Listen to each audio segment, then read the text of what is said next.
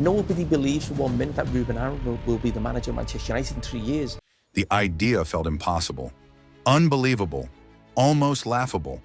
And when those early rumors started swirling, even he knew the reaction. He said it himself. People didn't exactly wish him well. Of him going to Man United, well, I don't wish him very well, as you can imagine. At one point, Amorim was a single bad week away from being torn apart by every pundit and every talk show in England. The results didn't look good, the performances were inconsistent, and the narrative was ready. Amorim is overrated. The system doesn't translate. He's not built for the Premier League. But now that same overrated manager has Manchester United playing football that finally makes sense again. A United goal looks like United football. Fast, sharp, coordinated, intentional. So what changed? How did a confused, broken team suddenly grow into a side nobody wants to face? Before Amorim ever stepped foot into Old Trafford, everyone thought they had him figured out. A clever coach, a talented Portuguese prodigy, someone with upside. But nobody, fans, pundits, not even the players, actually understood what was coming. I think it's not easy when in middle of the season you change, for example, the manager. Changing a manager mid-season is never easy. Everyone knows that. But that wasn't even the real problem.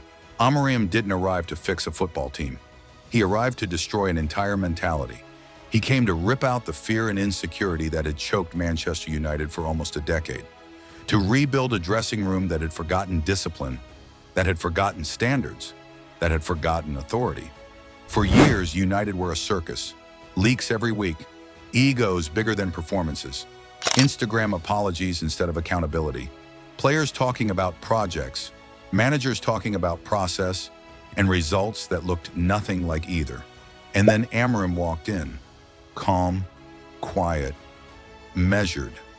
So quiet that people confused his silence for softness. But they didn't understand him.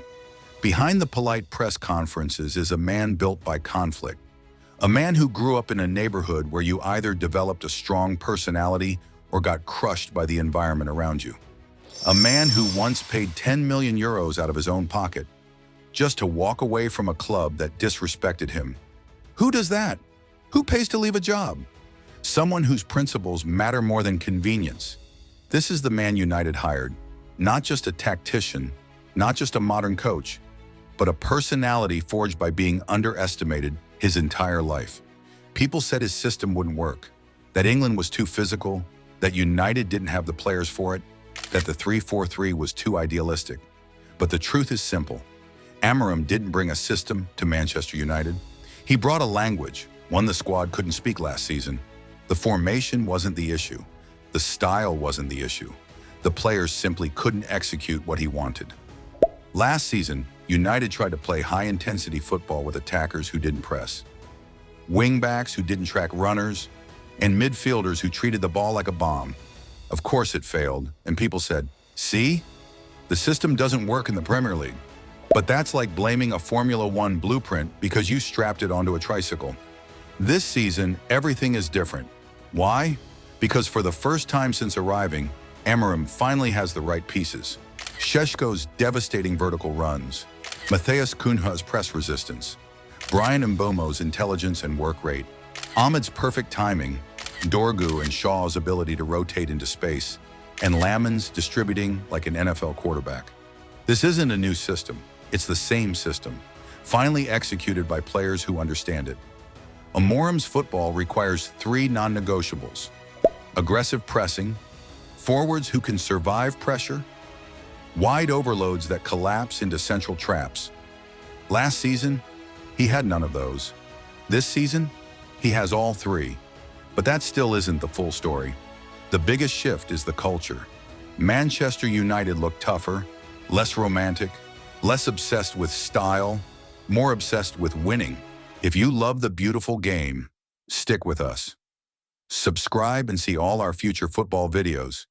Amorim brought his sporting blueprint, built on control, and adapted it to the Premier League, a league built on chaos, violence, and transitions. United now play faster, sharper, more vertical, more decisive. But the detail everyone is missing is this: Amorim didn't dilute his ideas to fit the players. He hardened the players to fit his ideas. And that is why Manchester United suddenly look reborn. They are finally playing Amorim ball. But if the system now works and the squad finally fits, then the next chapter becomes genuinely frightening. Everyone keeps talking about the return of transitional football in the Premier League, Postecoglou's high-wire act, De Zerbi's bait and press. But even in that environment, United stand out completely. They've attempted the third most long balls in the league. Last season, they were one of the slowest teams in build-up. Now they're among the fastest. Only Brentford and Aston Villa play longer passes on average. But neither combines that directness with this level of control. That control starts at the back. Amorim's back three, once scared to step into midfield, now defend on the front foot, tracking, pressing, destroying attacks before they even form. Against Brighton, Luke Shaw, still standing after years of injuries, read a loose touch from Jorginho Rutter like he was reading the future. One interception, one transition, one goal. United switch play more than any team in the league. Those diagonals isolate Amad Diallo, whose acceleration forces defenders into impossible decisions. Up front, Cunha and Mbeumo have brought clarity. No more wild touches, no more blind runs. Everything looks calm, everything looks rehearsed, and with that control came belief. Real belief, the kind you can't teach. The football is no longer idealistic, it's industrial, efficient, ruthless. Amorim's system finally matches the Premier League's rhythm, but every system looks perfect until it faces fire. And that test is coming. One of Amorim's smartest tweaks this season is his handling of Benjamin Šeško.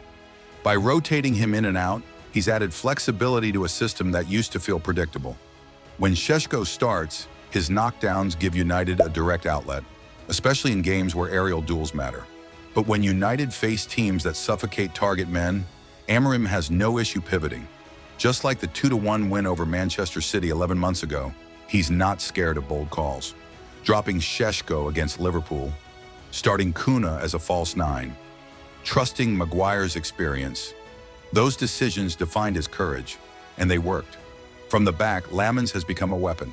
Against Liverpool, he attempted 45 long passes. Against Brighton, 34, the most by any Premier League goalkeeper since last season. United now average 23.2 long goalkeeper passes per 90, a 76% increase from last year. But Amorim isn't looking for perfect accuracy. He's looking for chaos with purpose. Draw center backs into duels. Win the second ball.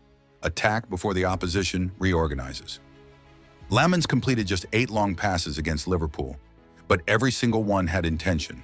Releasing Mbeumo down the right, dragging Van Dijk or Konate into collisions, letting Cunha and Bruno swarm the second ball, then switching to Amad or Dorgu in space.